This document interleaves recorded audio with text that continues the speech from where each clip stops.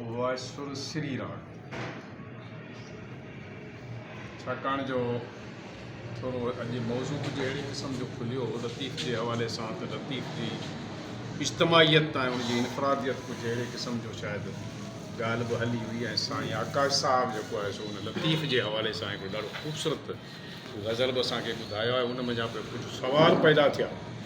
ऐं सम्झां थो असां जेको बैत पढ़ूं था या जेको श्री राग जो बैत पढ़ंदासीं कोशिशि कंदासीं त असां उनखे सम्झूं ऐं उन में असां वटि इनफरादियत छा आहे, इज्तमाहियत छा आहे।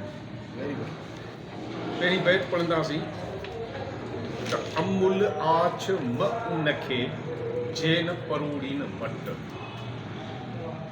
बैत पढ़ी वञो। अमुल आछ म उनखे जेन परूड़ी न मट, जित गॾजई जोहरी माणक तित ही मट, जनी सोन से सट तन हणी रीह रद कयो। हिन जो कुझु पस मंज़र कुझु हिन सूरत में बीहे पियो।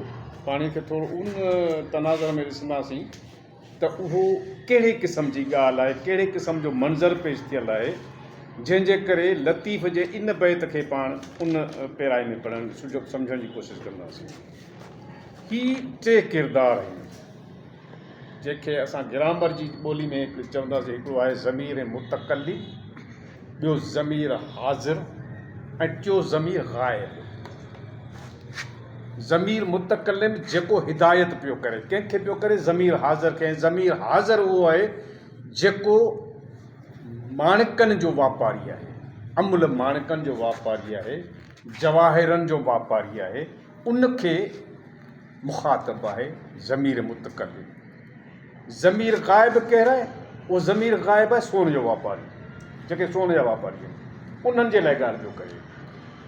हाणे जंहिंखे ॿुधाए पियो उन छा कयो आहे, जो पंहिंजा माणिक या मोती जेके बि आहिनि उहे सोनारे ॾे वञी खणी वियो आहे त हीउ मूंखे जेको आहे सो इन जो सौदो कर, उन जो सौदो कर। उनखे हिदायत पियो करे, उनखे लतीफ़ जो हिदायत करे, या जेको बि किरदारु आहे उहो हिदायत पियो करे।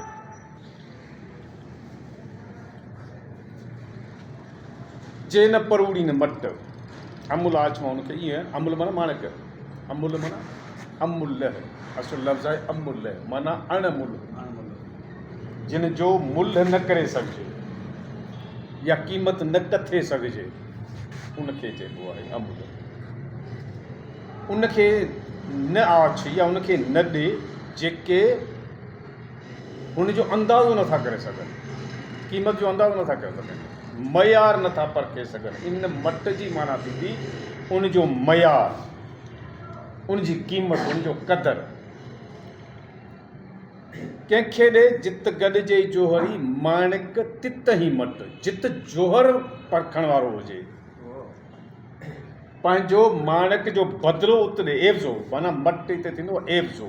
अॻु में कंहिं दौर में छा थींदो हो, वापारु थींदो माल जे बदिले माल, पर हिते बदिलो जेको आहे सो वरी बि ॾोकड़नि जो आहे। तूं माणिक उत ॾे जित जोहरी तोखे गॾिजे ऐं हुनखे इन जे क़दुर जी ख़बर पवे, उनखे इन जे मुल्ह जी ख़बर पवे, तोखे मुल्ह उहो ॾींदो। जिन सोन से सट, ऐं जिन जो वापारु आहे सोन सां, जेके सोन जो वापारी कनि था उहो वरी छा था कनि, हणी रीह रद्द कयो। रीह चइबो आहे मिलावट खे, रीह चइबो आहे जेको सोन न हुजे, जंहिंमें गिल्ट बि थी सघे थो, जंहिंमें ॿियो माना उनजो मिलावट वारो जेको बि अमल आहे उहो थी सघे थो, माना सोन न हुजे। सोन सां उहा मिलावट करे जेको आहे सो सोन जी क़ीमत ई हुननि घटाए छॾी, जंहिंजे करे उहो ॿियनि वापारियुनि हुनखे रद्द करे छॾियो। जेकॾहिं इहे सोनारा इन सूरत में जेको आहे सो पंहिंजी शइ जी बि माना क़ीमत कनि था या पंहिंजी शइ सां हालत कनि था, तुंहिंजे अमुल माण खे हू छा सम्झी सघंदा? ठीकु आहे। हाणे पाण वरी अचूं था इन सूरत में, वरी बैत था पढ़ूं त सम्झां पाण खे सम्झ में अची वेंदो। उहो आहे त अमुल आछ म उनखे जेन परूड़ी न मट, लतीफ़ डायरेक्ट उन सां मुखातिब आहे।